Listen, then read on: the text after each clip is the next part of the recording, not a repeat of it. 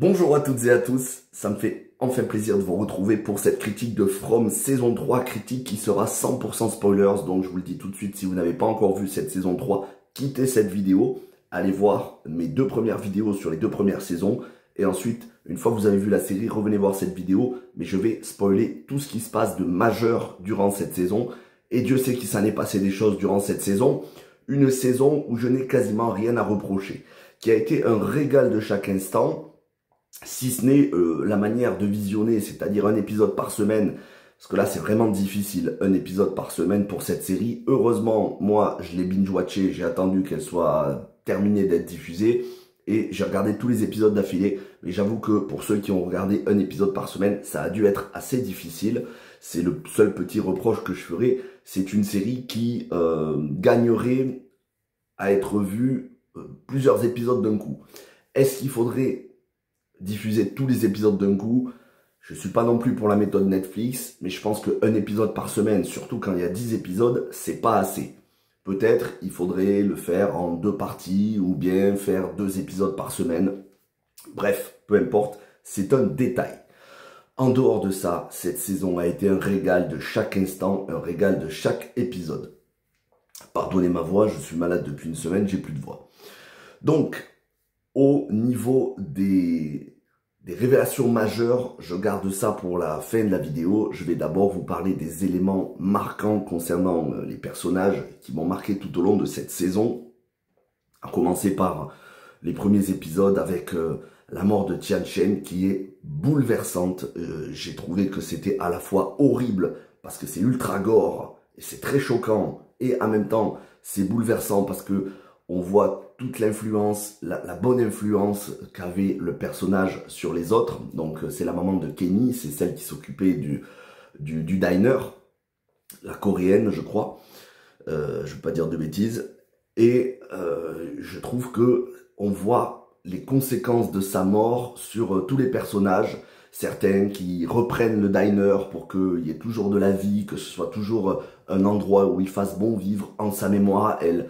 Les conséquences sur Ethan, le petit Ethan qui était très attaché à elle, qui l'a considéré comme une sorte de grand-mère de substitution dans cet enfer, et qui culpabilise, mais aussi la profonde tristesse que ça provoque chez tout le monde, chez Kenny, chez Boyd, qui est témoin de ce meurtre, qui assiste malgré lui à ce meurtre, puisque les créatures l'obligent physiquement à rester pour le briser moralement. J'ai trouvé que la mort de Tian Shen était vraiment bouleversante et la conséquence de sa mort sur les personnages était touchante. C'est un des points forts et ça nous fait commencer la saison sur des chapeaux de roue. C'est assez choquant et encore une fois, je le répète, cette série n'est absolument pas pour les gosses, mais vraiment, éloignez les gosses de cette série. Il y aura un temps pour tout, mais c'est clairement pas un programme tout public qu'on regarde en famille avec des enfants de 8 ou 10 ans. Il faudrait quand même être assez irresponsable pour regarder ce genre de série ultra gore en famille avec des enfants en bas âge. C'est clairement pas pour des gosses. Vous connaissez, si vous avez vu les 3 premières saisons, on a des gens qui se font éventrer, qui se font déchiqueter, il y a des boyaux, il y a du sang, il y a des morts choquantes. C'est absolument pas pour les gosses. Donc, même si c'est très touchant, même si c'est bouleversant, même si c'est bien fait, ça ne s'adresse pas à tous les publics. Et ensuite, on va avoir différentes révélations, mais on va avoir surtout ce début de saison, cette première moitié de saison qui va être la continuité directe scénaristique de la fin de la saison 2 avec notamment Tabitha Matthews qui, on le sait, après être rentrée à la fin de la saison 2 dans l'arbre qui sert de téléporteur, et pas exactement, hein, puisqu'on va voir, il y a un personnage qui essaye de rentrer dans l'arbre et ça va mal se terminer pour lui. Mais cet arbre qui sert de téléporteur pour certaines personnes revenir dans le monde réel. Et elle va rencontrer le père de Victor qui va lui apprendre que sa femme Miranda, elle aussi, quand elle était dans notre réalité, avait des visions de cet endroit jusqu'à ce qu'elle finisse par y aller. Et elle va comprendre, Tabitha, qu'elle n'est pas la première et il y a certaines personnes qui semblent être un petit peu prédestinées à aller dans cet endroit. En tout cas, qui sont attirées par cet endroit. Et elle va ramener le père de Victor avec elle, puisque elle va reprendre la route, notamment en étant arrêtée par la police qui la recherche, puisqu'elle fuit de l'hôpital en début de saison. Et le père de Victor, lui aussi, sera dans cette ambulance avec une flic, Acosta. Ils vont se retrouver à nouveau sur le chemin avec l'arbre barré en plein milieu de la route. Et donc, ils vont revenir dans cette espèce de monde fermé dont on ne peut sortir de cette réalité parallèle, disons ça comme ça. Et tout le monde va vouloir savoir ce qui s'est passé, ce qui se passe dans le monde réel. Elle aura eu le temps, entre-temps, d'avertir sa mère et de lui dire de pas trop s'inquiéter. Et quand elle revient, cette fois-ci, elle revient pour chercher des réponses. Et elle revient aussi avec des réponses. Et surtout avec le père de Victor. C'est peut-être ce que j'ai le plus aimé de la saison, la rencontre entre Victor et son père. Déjà, Victor, c'est le personnage que je préfère de tous, enfin, le deuxième personnage que je préfère, parce que je le trouve très touchant, et l'acteur joue brillamment ce rôle d'enfant qui...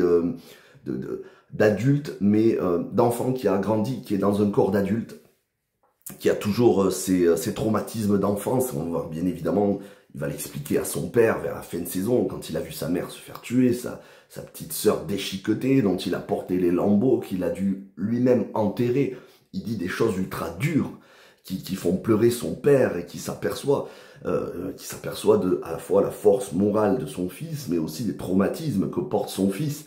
Et cet enfant traumatisé dans un corps d'adulte, je trouve que l'acteur le joue tellement, de manière tellement touchante. Et le fait qu'il se sente coupable et qu'il ait peur, il veut fuir son père, parce qu'il a peur que son père lui reproche la mort de sa mère et de sa petite sœur. Et finalement, bien évidemment que non, son père, avec bonté, avec amour, voilà, est un soutien pour lui. J'ai trouvé que la relation entre ces deux personnages, mais aussi l'interprétation, que ce soit de Victor ou de son père, sont un très grand point fort de cette saison. Vraiment, tout ce qui touche à Victor de près ou de loin, c'est touchant, vraiment. C'est un des points forts de cette série. Victor, c'est un personnage dont on se souviendra. Autre point fort de cette saison, c'est Boyd. Boyd qui, on le voit, il est à bout de nerfs, moralement, il en peut plus, il craque. Les créatures l'ont obligé à regarder le meurtre, le déchiquetage de Chan Chen. Il y a son Parkinson qui reprend. Il est à bout parce qu'il y a aussi Kenny qui, on l'a vu la saison précédente, a du mal à lui faire confiance. Après les révélations sur Sarah, ou ce qu'il avait caché par rapport à Sarah, à Kenny. Donc Boyd, on le voit, il donne tout. Il est à bout, il a toujours ses visions du père Katri, qui est une sorte de sa conscience quelque part. Et Boyd qui va jusqu'à la torture pour soutirer des informations à Elgin pour retrouver Fatima. Je vais revenir sur Elgin et Fatima. Mais Boyd, on voit son côté sombre et on voit jusqu'où il est prêt à aller pour retirer des informations pour protéger ceux qu'il aime. Si vous avez aimé ce côté dans l'interprétation de Harold Perrineau, l'acteur qui est un excellent acteur, pour ceux qui connaissent bien évidemment, c'est Michael dans Lost, c'est Link dans Matrix, mais il me semble que c'est Link dans Matrix, Reloaded je crois. Mais surtout, pour ceux qui veulent voir une face sombre du jeu d'Harold Perrineau, je vous recommande ma série préférée de tous les temps, Sons of Anarchy, où il joue dans la saison 5, il fait le grand méchant de la saison 5, Damon Pop, et il est exceptionnel, là aussi. Il est vraiment exceptionnel, et il a ce côté cruel, tortionnaire, sans pitié. C'est un excellent acteur, je suis content qu'il revienne sur le devant de la scène avec cette série. Parce que là, la série est énormément regardée. Donc, je suis très content pour lui parce que ces dernières années, on en avait un petit peu moins parlé, même s'il avait joué dans certains films à droite à gauche, mais c'est des films qui n'avaient pas forcément eu beaucoup de succès.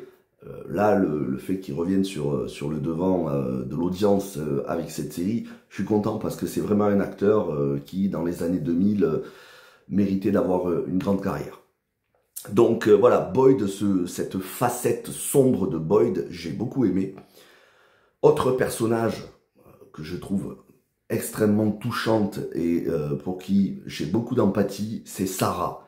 Sarah, on l'a vu en début de saison, elle était tourmentée par ces créatures qui la manipulaient au point qu'elle laisse la porte, il me semble que c'était la porte de l'infirmerie ouverte, ce qui amènera au meurtre du père de Kenny par les créatures.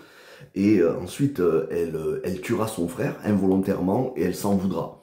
Et tout le monde va considérer qu'elle est un monstre, elle aussi, qu'elle est inhumaine. Mais Boyd a plus d'empathie pour elle. Kenny finira peut-être pas par lui pardonner, mais en tout cas par avoir moins de rancœur envers elle. Et Ethan, le petit Ethan, dont la vie avait été mise en danger par elle, lui aussi va tendre la main à Sarah. Mais c'est surtout de la part de Victor que va venir la relation, encore une fois, tout ce qui touche à Victor est excellent, va revenir la relation la plus touchante avec Sarah, puisque Victor, il a peur en fait des créatures et tout ça, mais il n'hésite pas à s'y aventurer. Il a peur, mais il dit, je veux le faire avec toi, Sarah, parce que t'es la personne qui ici est la plus flippante. T'es pas une créature, mais t'es la plus flippante par rapport à ce que t'as fait. Donc, quand il y a des révélations, quand je veux me rappeler des choses traumatisantes de mon enfance pour pouvoir aider, pour pouvoir faire des découvertes, des révélations, je préfère le faire en ta présence. Parce que si toi t'es là, sachant que t'es la personne la plus flippante, je vais pas avoir peur. J'ai trouvé ça assez intéressant. Et Sarah, avec beaucoup d'empathie, beaucoup de compassion, le comprend, elle s'en vexe pas. Elle sait tout ce qu'elle a fait, elle ne nie pas tout ce qu'elle a fait et elle essaye au maximum d'aider Victor, même quand il panique, même quand il a des crises, même quand il essaye de rejeter tout le monde, elle est là pour lui. Mais on voit aussi que Sarah, elle est profondément marquée, il y a peut-être quelque chose d'irréversible chez elle, c'est dans sa manière dont elle va torturer Elgin pour lui soutirer des informations pour l'endroit où il a kidnappé Fatima. Boyd, lui, commence à craquer. Parce que il le torture, mais il n'a pas envie de torturer Elgin. Elle va pas y aller par quatre chemins. Elle va dire, je préfère que Boyd s'épargne. Il a besoin d'être épargné moralement. Il a besoin de soutien. Et moi, je suis pas quelqu'un de bien. Donc, je vais te faire du mal. Et je vais te faire du mal vraiment. Elle va jusqu'à arracher un œil en tout cas, crever un œil de Elgin. Elle est sans pitié. C'est-à-dire que quand il faut faire quelque chose pour soutirer des infos, elle n'a pas d'état d'âme, contrairement à Boyd qui force un petit peu sa nature, qui est prêt à torturer, mais ça lui coûte moralement. On sent que ça le brise. Elle dit, je veux épargner Boyd, parce que c'est quelqu'un de bien. Moi, je suis pas quelqu'un de bien, donc je vais te faire du mal, et tu vas me donner les réponses que je veux. Et en cela, la manière dont elle le fait de manière détachée, sans émotion, c'est assez flippant et on se dit, est-ce que ce personnage va finir par revenir du bon côté? Est-ce que ce personnage va regagner son humanité qu'elle semblait avoir regagné au fil de la saison 3? Je trouve ce personnage excellent, très bien écrit. Venons-en donc à Elgin et Fatima, puisque j'arrête pas d'en parler. On a un personnage qui, tout au long de la saison, est tourmenté par des visions. C'était déjà, il me semble, le cas dans la saison précédente. C'est Elgin. Elgin qui a tout du nounours, qui est très sympathique avec tout le monde, très doux, mais qui va être hanté par une femme en kimono, qui a un visage monstrueux, tout fripé, dont on voit pas les yeux. Il va être tourmenté par cette femme au point finalement d'essayer de lui parler et il va se faire manipuler parce que bien évidemment que cette femme n'est absolument pas bienveillante. Elle va lui faire croire, de la même manière que Sarah, elle va lui faire croire que si il fait ce qu'elle dit, ils pourront tous partir de là. Et lui, il va kidnapper Fatima qui est tombée miraculeusement enceinte alors qu'elle n'a rien dans le ventre. Qui se met à consommer des fruits pourris, qui se met à consommer du sang, en gros qui se met à consommer tout ce qui a trait à la mort, au glauque, à l'horreur, pour nourrir son bébé qu'elle n'a pas dans le ventre, mais pourtant la grossesse est réelle.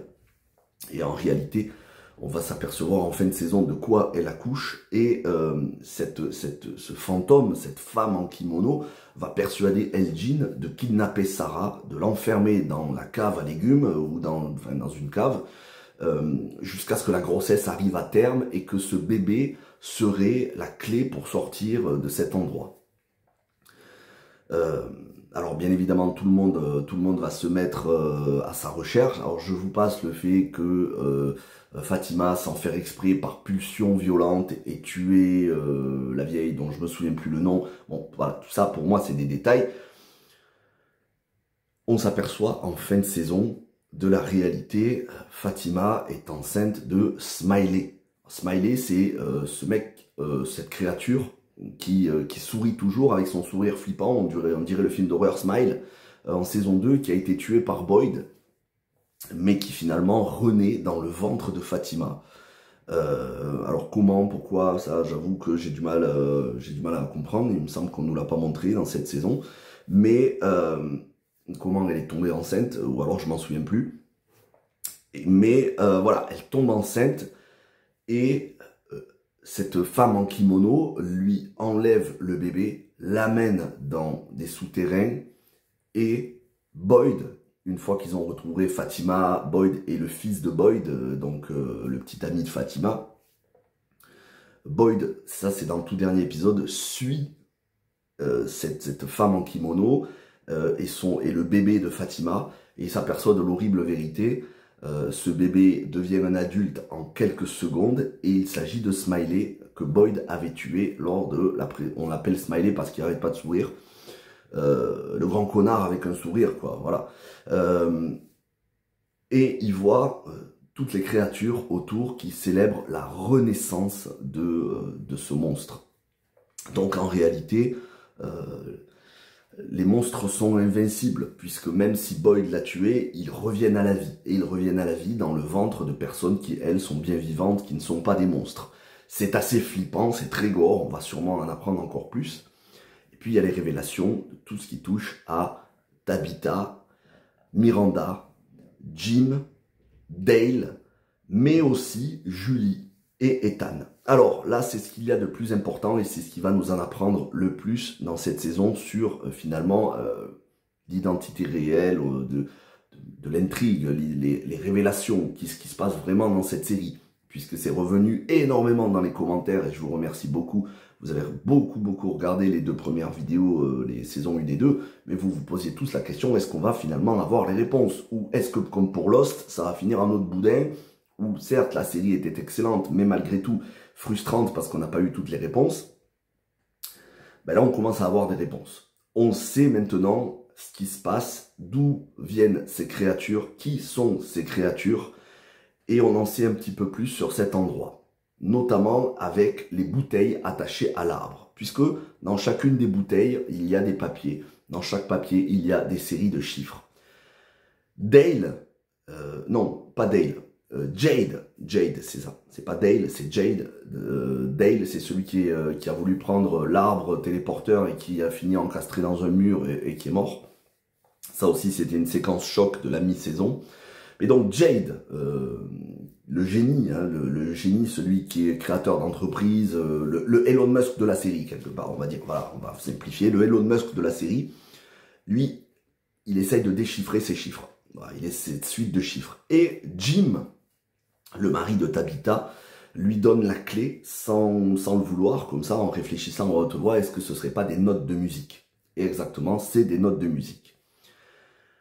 Sur ce, Tabitha, Jim et Jade vont aller à l'arbre des bouteilles, là où Tabitha voit les enfants, mais Jade les voit aussi. Et il va commencer, parce que Jade est aussi un joueur de violon, le mec est multitalentueux, et ils vont attirer ces enfants qui vont leur parler et redire ce mot arunke, arunke, sans arrêt. Alors j'ai regardé en VF, je sais pas comment on dit en VO. Et là, Tabitha, elle va avoir des flashs. Elle va avoir un sentiment, une impression de déjà-vu, qu'elle a déjà eu tout au long des épisodes, en tout cas les derniers épisodes. Et là, on va avoir les révélations. Et c'est ce que je pensais depuis le début. Oui, il y a de la réincarnation dans cette série. Tabitha est la réincarnation à la fois de Miranda, mais aussi elle est venue dans une vie précédente. Elle est la réincarnation de Miranda parce que, et c'est là vous me direz dans les commentaires si vous avez compris comme ça, je peux me tromper. On a vu tout au long de la série qu'il y avait un parallèle entre Ethan et Victor, entre Jim et le père de Victor, et entre Tabitha et Miranda. En réalité, Tabitha est la réincarnation de Miranda. Jim est la réincarnation du père de Victor, Ethan est la réincarnation de Victor, et Julie la réincarnation d'Héloïse, qui est morte, la fille, la sœur de Victor. Elle ressent, Tabitha ressent tout ce que Miranda a vécu, comme si elle avait été. Et c'est pour ça qu'elle a un lien spécial avec Victor, qu'elle est une des seules qui arrive à vraiment bien s'entendre, à vraiment bien comprendre les émotions de Victor. Mais, pas seulement, elle a aussi eu une vie antérieure. Elle est venue là avec Jade, qui était son mari. Ou en tout cas, quand elle est venue là, elle s'est mise en couple avec Jade et ils ont eu une enfant, une fille, qui est une de ces petits enfants en blanc avec le visage flippant. C'est l'effroyable révélation qui la traumatise. Et c'est un double traumatisme pour elle parce qu'on sait qu'elle a perdu un enfant avec Jim, donc Thomas, dont les créatures n'arrêtent pas de les tourmenter en les appelant au téléphone, en se faisant passer pour leur fils mort, Thomas. Et non seulement elle a perdu son enfant en tant que Tabitha, femme de Jim, mais elle a aussi perdu sa fille en tant que Tabitha, femme de Jade. Donc c'est un double traumatisme pour elle, ça va réveiller son traumatisme et ça va réveiller ses souvenirs. Et c'est l'effroyable vérité des dernières minutes de la saison, elle a déjà vécu dans cet endroit, elle a déjà eu une enfant qui est morte à cause des créatures. Et Jade aussi, Jade était en couple avec Tabitha et il a perdu son enfant, donc l'enfant qu'il a eu avec Tabitha. Qui, comment, pourquoi, on en saura plus lors de la prochaine saison. Comment ça se fait qu'ils ont déjà vécu ensemble ici, comment elle est venue là en tant que Tabitha, tout ça est encore assez obscur, on aura des révélations sûrement en saison 4. Mais voilà, il y a une réincarnation. Clairement, la réincarnation, c'est la clé des révélations. Parce que tu peux pas être venu dans cet endroit, dans une vie antérieure, tu peux pas avoir les souvenirs d'une vie antérieure si t'es pas une réincarnation. Donc je trouve ça passionnant, même si je ne crois absolument pas dans la réincarnation, mais je trouve ça passionnant. Et l'autre vérité effroyable, c'est qu'en réalité, ces créatures démoniaques que l'on voit tout au long de la série, qui n'arrêtent pas de tuer les gens, en fait, c'était des êtres humains qui ont voulu l'immortalité, et pour ça, il fallait qu'ils sacrifient des enfants. Il fallait qu'ils sacrifient des enfants, les leurs ou ceux des autres, comme celui de Tabitha et Jade. Ils ont tué les enfants. C'est les enfants que l'on voit sur les autels en pierre dans les souterrains. Ils ont tué ces enfants pour avoir la vie éternelle. Mais ils sont devenus des créatures démoniaques qui dorment la nuit qui dorment le jour et viennent la nuit hanter les êtres humains. Donc voilà, on sait maintenant qui sont ces créatures. C'était des êtres humains qui ont sacrifié des enfants, les leurs et ceux des autres personnes pour avoir l'immortalité, mais ils ont été damnés, ils sont devenus des créatures démoniaques. On sait que Tabitha a eu plusieurs vies précédentes, Miranda, mais aussi Tabitha avec Jade en couple. Donc elle a vécu plusieurs vies et elle a les souvenirs de ses vies précédentes. Et enfin, la dernière révélation majeure, c'est par rapport à Julie. Julie qui découvre, en allant farfouiller un petit peu dans les ruines à proximité, elle a une crise, comme elle a eu la saison précédente avec Randall et, comment elle s'appelle, Marielle. Elle a de nouveau une crise et elle se retrouve dans l'endroit qu'on avait vu dans la saison 2 où il y avait Boyd qui était prisonnier, avec cette espèce de vieillard enchaîné dont je vous avais parlé dans la vidéo de saison 2. Et là, elle vient du présent, puisque tout ce qui s'est passé dans la saison 2, c'est le passé. Elle vient du présent, elle interagit avec le passé. C'est elle qui balance la corde à Boyd qui se trouve au fond du puits pour qu'il remonte. Mais ça s'est déjà passé dans la saison 2. On se souvient que Boyd a reçu la corde de la part de quelqu'un. Donc, en réalité, c'était Julie. mais elle le faisait dans le présent. Donc elle fait quelque chose dans le présent qui a une répercussion sur le passé. Et donc on va s'apercevoir que elle peut voyager dans le temps. Et c'est ce que lui dit Ethan, tu es une raconteuse d'histoire, c'est-à-dire une voyageuse temporelle. Et c'est là les dernières minutes qui sont pour moi les meilleures de la série, en tout cas les plus passionnantes, parce que ça rebat les cartes. On voit Jim qui, après être choqué de la révélation sur Tabitha et Jade qui ont vécu là dans une autre vie, il s'éloigne un petit peu pour digérer la nouvelle. Et là, il y a Julie qui débarque, mais une Julie avec un look totalement différent. Elle débarque du futur. Elle vient avertir d'un danger. Et elle vient protéger son père. Sauf qu'elle n'a pas le temps de le faire. Il y a l'homme en jaune, ce mystérieux homme en jaune, qui était décrit dans les peintures de Miranda, la mère de Victor, qui tue Jim, qui lui arrache la gorge. Il lui dit les règles ont changé. Et il lui arrache la gorge, et c'est comme ça que se termine la saison. Alors, à moins que Jim survive, mais il va avoir des petits problèmes de cordes vocales, sinon, en toute logique, il est mort.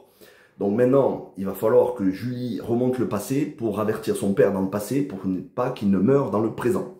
Ça va être compliqué. Je vous le dis, ça va être une pagaille, parce que les voyages dans le temps, c'est rarement une bonne idée. En tout cas, c'est une bonne idée, mais c'est rarement cohérent sur le long terme. Tu peux faire ça une pirouette scénaristique, mais on l'a vu, que ce soit dans Avengers ou dans n'importe quel film, Endgame ou dans n'importe quel film, c'est rarement cohérent. Donc, il va falloir qu'ils expliquent ça. Peut-être d'une manière autre que par la science, mais peut-être par présence divine qui contrôle le temps et l'espace, je ne sais pas. On va voir, mais en tout cas, il va y avoir ce nouvel ennemi qui va agir en plein jour, puisque lui, il n'est pas retenu par le jour ou la nuit, contrairement aux créatures qui ne sortent que de nuit. Lui, il peut venir en plein jour et tuer comme il veut. Donc ça va faire un danger, et un danger énorme. Voilà les révélations qu'on a eues, c'est les 3 grosses révélations. Je trouve quand même qu'on a été plutôt servi en matière de révélations importantes. Pour tout le reste, j'ai trouvé que les personnages étaient toujours aussi attachants, que ce soit Donna, la matriarche, celle qui prend soin de tout le monde. J'adore ce perso, je lui trouve beaucoup de charisme et je lui trouve beaucoup d'empathie. Que ce soit les différents personnages qui vivent dans la grande maison de Donna. Voilà, j'ai pas grand chose à reprocher. Même le couple que je trouvais, allez, on va dire un petit peu lourd sur la saison 2, c'était Christy et Marielle, je les ai trouvées attachantes. Randall, je l'ai trouvé attachant.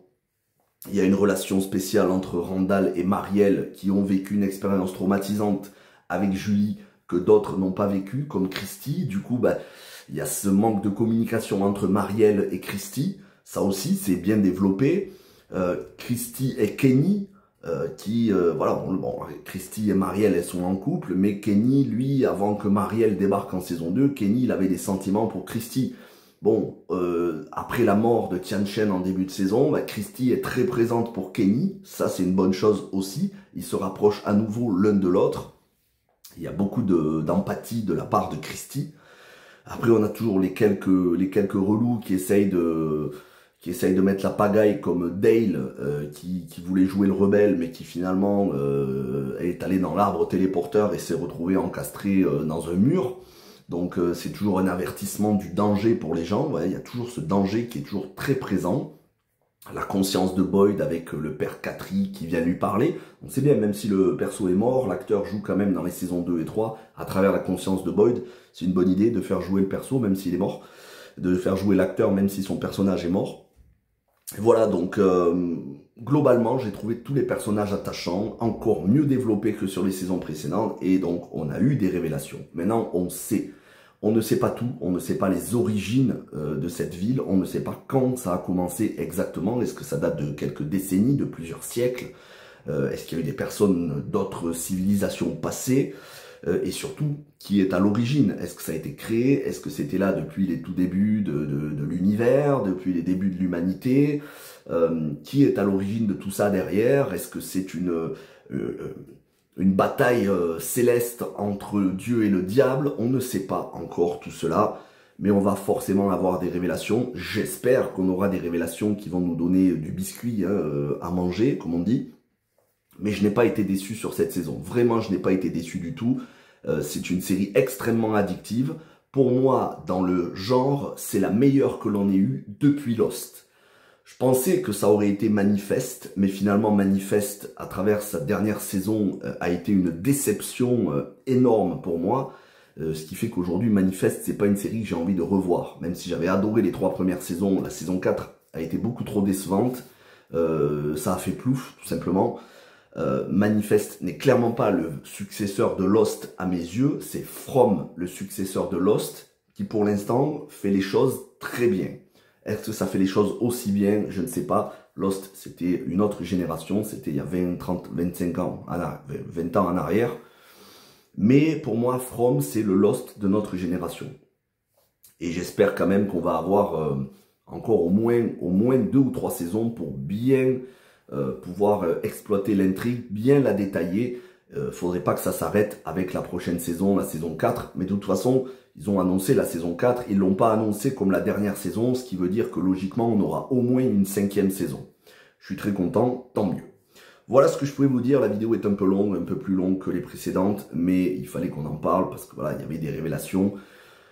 J'ai pas pris de notes pour cette vidéo, donc excusez si j'ai oublié des petites choses ou si c'est décousu, mais on peut en parler dans les commentaires. Vous me dites tout ce que vous avez pensé de cette saison. Est-ce que vous avez encore des interrogations? Est-ce que moi je me suis trompé? Je me suis peut-être trompé, j'ai compris des choses par rapport à la réincarnation de Tabitha, Miranda. Peut-être que je me trompe, que j'ai mal compris. Mais il m'a semblé qu'on allait vers cette piste de vie précédente, de vie antérieure. Voilà, peut-être pas des réincarnations, mais des vies antérieures. Voilà, appelez ça comme vous voulez. Et je trouve que c'est très intéressant à développer. Voilà ce que je pouvais vous dire pour From saison 3. J'espère que vous avez apprécié cette vidéo. On se retrouve dans quelques jours pour Le Seigneur des Anneaux, la guerre des Rohirrim au cinéma. En attendant, vous avez d'autres critiques, vous avez Like a Dragon, Yakuza, la série live action sur Amazon Prime, et aussi beaucoup de vidéos de choses qui rentrent dans ma collection en physique, de films, de séries, de jeux vidéo. N'hésitez pas à regarder toutes ces vidéos. Et puis, au moment où je fais cette vidéo, on est quasiment à 3000 abonnés. Donc, un grand merci à vous tous. On va forcément les franchir, les 3000 abonnés avec cette vidéo. Je n'en inquiète pas. Donc, un grand merci à vous. On se retrouve très vite. Portez-vous bien. Ciao tout le monde.